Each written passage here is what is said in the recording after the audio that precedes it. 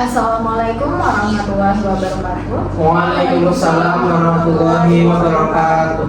Selamat sore. Sore.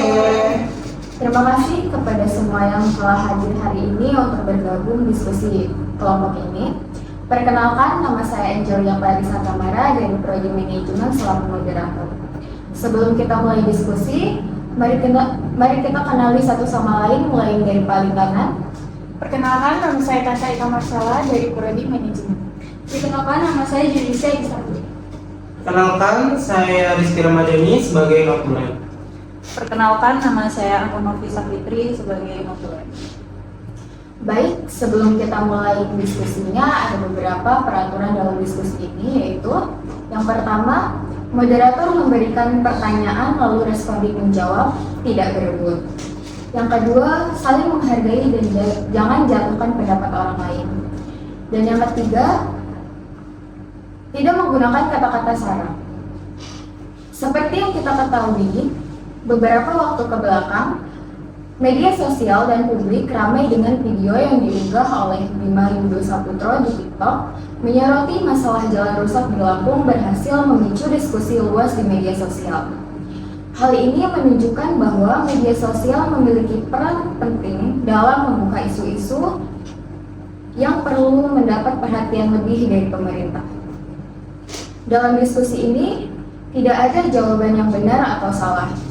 Tujuan kita adalah untuk mendengarkan dan belajar dari sudut pandang masing-masing, serta untuk memahami lebih dalam tentang bagaimana masyarakat merespon kritik yang muncul di media sosial terkait pelayanan publik di pemerintah Provinsi Lampung.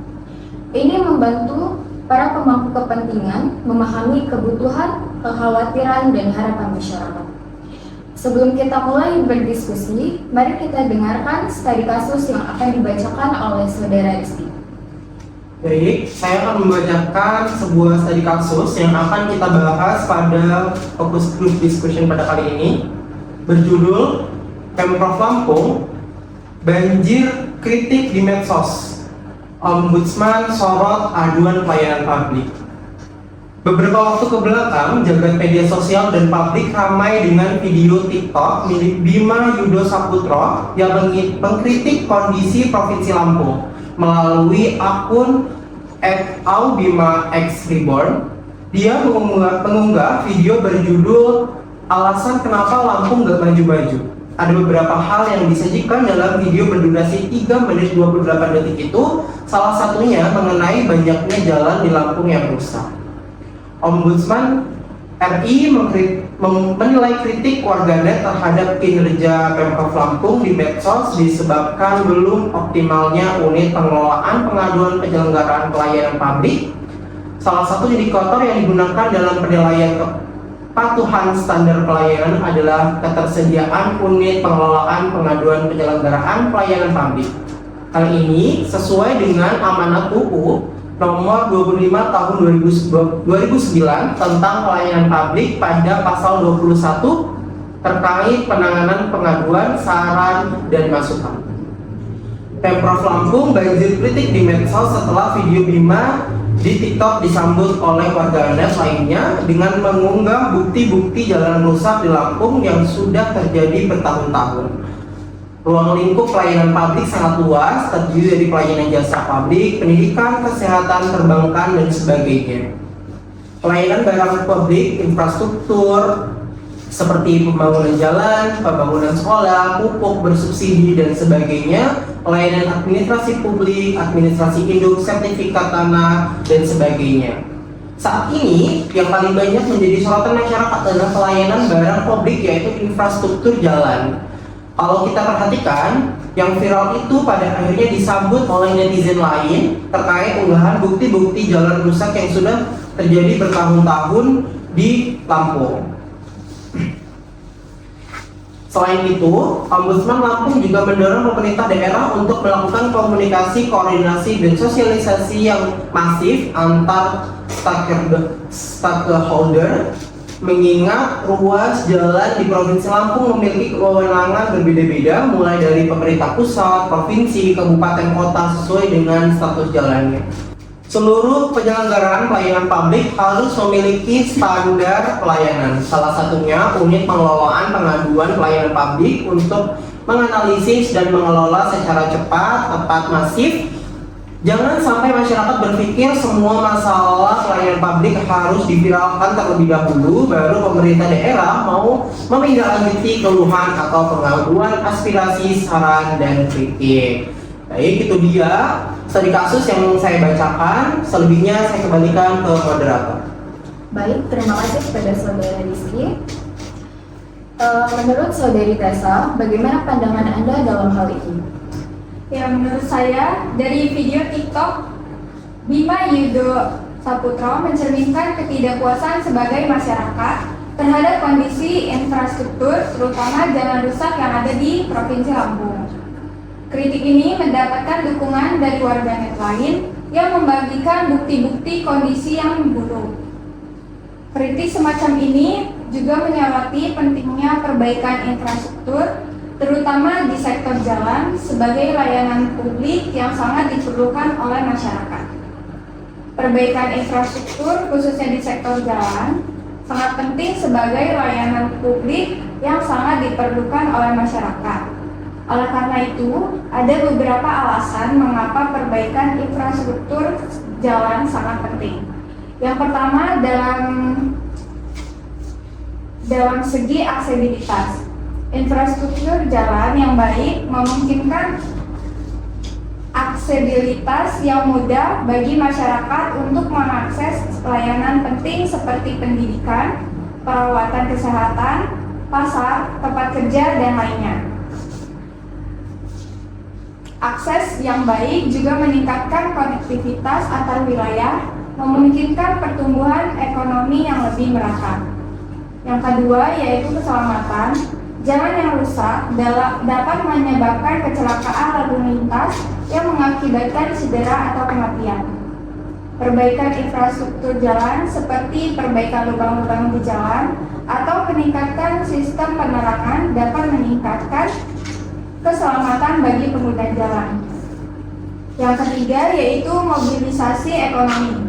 Infrastruktur jalan yang baik mendukung pergerakan barang dan jasa yang merupakan fondasi bagi pertumbuhan ekonomi. Masyarakat dapat dengan mudah mengirim atau menerima barang, mengakses pasar, dan berpartisipasi dalam kegiatan ekonomi lainnya. Yang keempat yaitu pengembangan wilayah. Perbaikan infrastruktur jalan seringkali mendapat katalisator untuk perkembangan wilayah. Dengan memperbaiki jalan-jalan pedesaan, misalnya dapat membuka akses ke daerah yang sebelumnya terisolasi dan mendukung pertumbuhan ekonomi serta peningkatan tarif hidup penduduk setempat.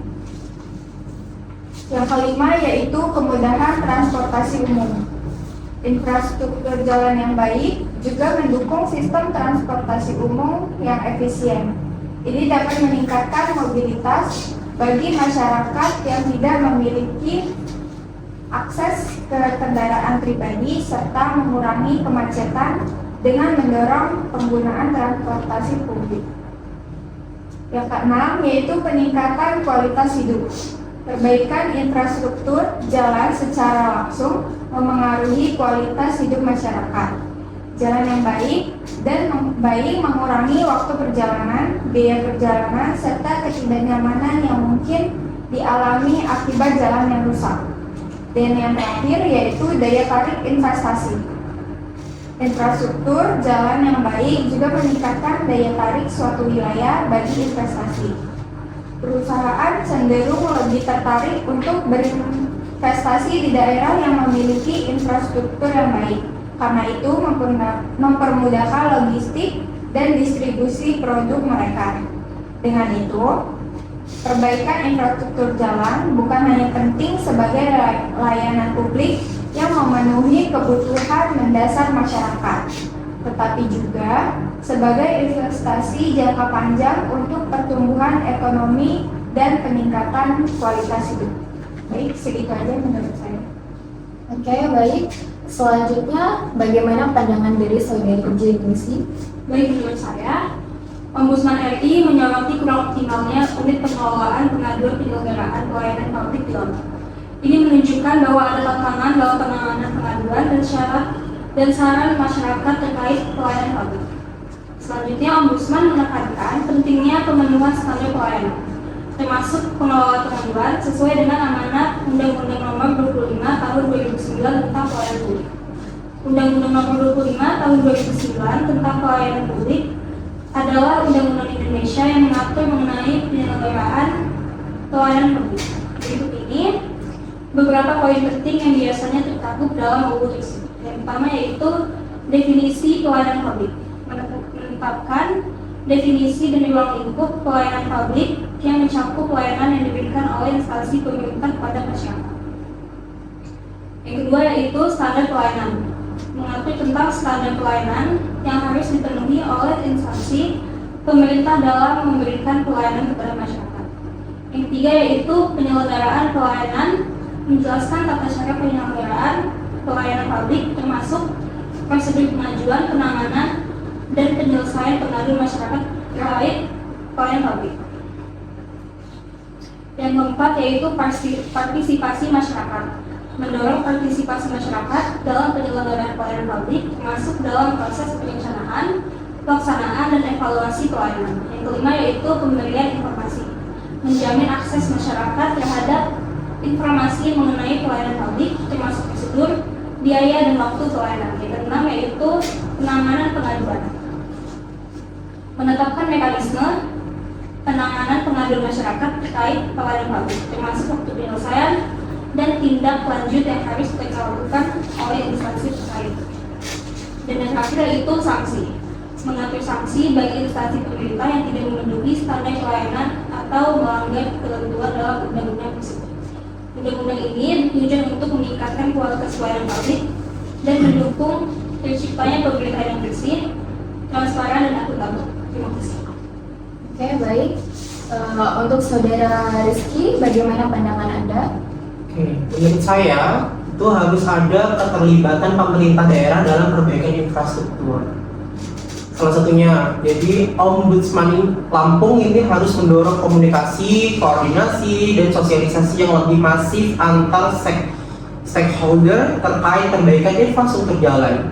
Ini menyoroti pentingnya kerjasama antar berbagai level pemerintah, pusat, provinsi, kabupaten, dan kota, untuk memastikan infrastruktur yang lebih baik lagi. Yang kedua, itu masyarakat itu mengharapkan perbaikan infrastruktur jalan secara menyeluruh, tanpa memedulikan status dan kewenangan siapa yang bertanggung jawab atas ruas jalan tersebut. Itu dia opini dari saya. Kemudian bagaimana pandangan menurut Saudari Anggun? Kalau menurut saya ya, penting untuk adanya unit pengelolaan pengaduan pelayanan publik. Yang pertama, unit pengelolaan pengaduan pelayanan publik harus berperan dalam mengelola aduan masyarakat secara cepat dan tepat. Ini penting karena agar kebutuhan dan aspirasi masyarakat bisa didengar dan ditindaklanjuti dengan baik oleh pemerintahan daerah. Kemudian, dengan adanya unit pengelolaan pengaduan yang efektif, diharapkan masyarakat tidak lagi merasa perlu memviralkan masalah melalui media sosial untuk mendapatkan perhatian pemerintah. Cukup itu dari saya. Apakah ada yang ingin menambahi? Cukup. Baik. Kesimpulan diskusi hari ini akan dibacakan oleh Saudara Rizky. Baik, saya selaku notulen akan membacakan kesimpulan dari fokus group discussion pada kali ini mengenai artikel yang sudah kita bahas atau studi kasus yang sudah kita bahas. Dari analisis ini dapat disimpulkan bahwa terdapat kebutuhan mendesak untuk meningkatkan kualitas layanan publik, terutama dalam hal perbaikan infrastruktur jalan di Lampung. Hal ini memerlukan kerjasama antara pemerintah daerah, stakeholder terkait, dan masyarakat, serta peningkatan kinerja unit pengelola pengaduan pelayanan publik untuk memastikan aduan dan aspirasi masyarakat bisa ditindaklanjuti secara efektif. Terima kasih. Saya akan menambahi, setelah melakukan diskusi, penting bagi Pemprov Lampung untuk responsif terhadap kritik di media sosial, perbaikan dalam penanganan aduan pelayanan publik, fokus pada perbaikan infrastruktur, dan peningkatan keterlibatan serta transparansi kepada masyarakat dalam proses pelayanan publik di Provinsi Lampung. Saya ingin mengucapkan terima kasih kepada teman-teman yang telah menyumbangkan gagasan dan pandangannya dalam diskusi ini. Semoga hasil diskusi ini dapat menjadi landasan bagi langkah-langkah selanjutnya dalam meningkatkan pelayanan publik di Provinsi Lampung. Mari kita tinggalkan ruangan ini dengan harapan dan optimisme untuk masa depan yang lebih baik.